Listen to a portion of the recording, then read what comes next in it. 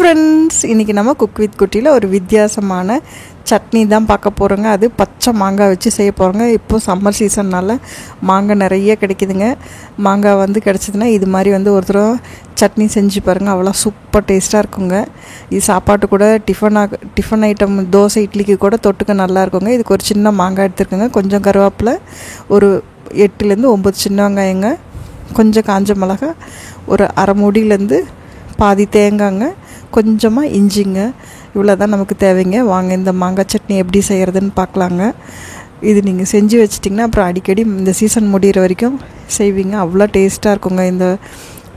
அவ்வளோ அடிக்ஷனாக இருக்குங்க இந்த சட்னி. சாப்பாடு கூட சூப்பர் டேஸ்ட்டாக இருக்குங்க. தயிர் சாத்துக்கு தொட்டுக்கலாங்க, ரசம் சாத்துக்கு தொட்டுக்கலாம், சாம்பார் சாத்துக்கும் தொட்டுக்கலாங்க. எல்லாத்துக்கூடையும் செம்ம காம்போவாக இருக்குங்க. அது இல்லாமல் இட்லி தோசைக்கு கூட சூப்பராக இருக்குன்னா பாருங்களேன். இப்போ மாங்காயோட தோல் எடுத்துட்டேங்க. நான் இது கொஞ்சம் தடிமனான தோலாக இருந்தது, அதனால் நான் தோலை எடுத்துட்டேங்க. தோலை எடுத்துகிட்டு மாங்காய் வந்து பொடியாக இது மாதிரி கட் பண்ணிக்கோங்க. கட் பண்ணிவிட்டு உங்களுக்கு அம்மிக்கல் இருந்தால் அம்மியில் அரைச்சா இன்னும் டேஸ்ட்டாக இருக்குங்க. இப்போ மாங்காய் வந்து மிக்ஸி ஜாரில் மாற்றிக்கலாங்க. மிக்ஸி ஜாரில் மாற்றிட்டு அந்த நீங்கள் எடுக்கிற மாங்காய் அளவுக்கு தகுந்த மாதிரி நீங்கள் வந்து இந்த வெங்காயம், கருவேப்பிலை, இஞ்சி இதெல்லாம் அதிகம் பண்ணிக்கலாங்க, கம்மி பண்ணிக்கலாங்க.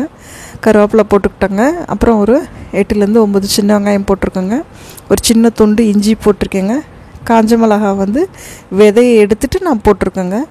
விதை போட்டோம்னா அரையாதுங்க, அதனால் விதை எடுத்துகிட்டு நீங்கள் வந்து இது மாதிரி காஞ்ச மிளகாவை சேர்த்து கொஞ்சம் கூட தண்ணியே ஊற்றாம அரைக்கணுங்க. ஃபஸ்ட்டு ஒரு சுற்றிட்டு அப்புறமா தேங்காவை சேர்த்து அரைக்கிறப்போ இந்த தேங்காயும் இந்த மாங்காய் இது எல்லாமே ஒரே சமயத்தில் அரைஞ்சி வர மாதிரி இருக்குங்க. அதுக்காக தான் ஃபஸ்ட்டு வரமிளகாவும் வெங்காயமும் நல்லா அடிச்சிடுங்க.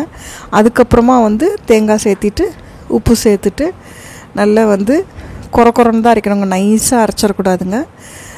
அப்புறம் இந்த சட்னிக்கு தேவையான உப்பும் சேர்த்துட்டுங்க. பாருங்கள், இவ்வளோதாங்க. ஒரு ட்ராப் கூட தண்ணியே சேர்த்துலைங்க. அந்த மாங்காயில் இருந்த ஈரப்பதமே போதுங்க நமக்கு. வெங்காயத்தில் இருக்கு இல்லைங்களா, வெங்காயம், தேங்காய் எல்லாத்துல இருக்க ஈரமே போதுங்க. சூப்பரான மாங்காய் சட்னி வந்து ரெடி ஆகிடுச்சுங்க. இது தாளிப்பு வேணும்னா நீங்கள் தாளிப்பு போட்டுக்கலாங்க. தாளிக்காமல் சாப்பிட்டா தாங்க இது சூப்பர் டேஸ்ட்டாக இருக்குங்க. நான் கொஞ்சமாக வந்து தேங்காய் நான் வந்து மேலே விட்டுக்கிறேங்க. அவ்வளோதாங்க நம்மளோட மாங்காய் சம்மந்தி, மாங்காய் சட்னி எப்படி வேணால் சொல்லலாங்க. இது வந்து ரெடி ஆகிடுச்சு.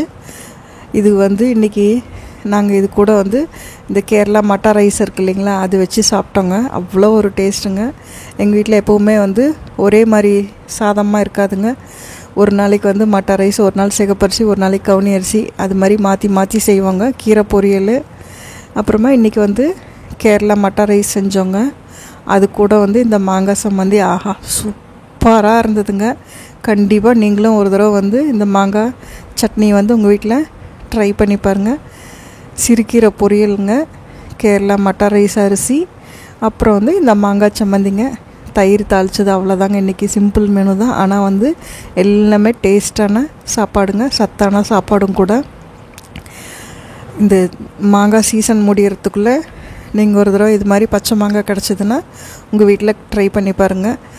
எங்கள் வீட்டில் எப்போவுமே ஒரே மாதிரி சாதமே, பொன்னியரிசி சாதமே இருக்காதுங்க. ஒரு நாளைக்கு இது மாதிரி கேரளா மட்டா ரைஸுங்க, ஒரு நாளைக்கு சிகப்பரிசி, முன்னாடி சொன்ன மாதிரி தாங்க, ஒரு நாளைக்கு கருப்பு அரிசி, ஒரு நாளைக்கு வந்து ராகி களி. மத்தியானத்தில் கம்பல்சரி ராகி களி இருக்குங்க, கம்மங்கூழ் இருக்குங்க.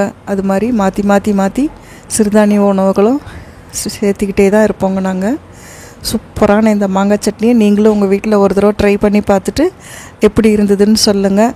ரெசிபி பிடிச்சுன்னா அதே மாதிரி உங்கள் ஃப்ரெண்ட்ஸ்க்கும் கட்டாயமாக ஷேர் பண்ணுங்கள்.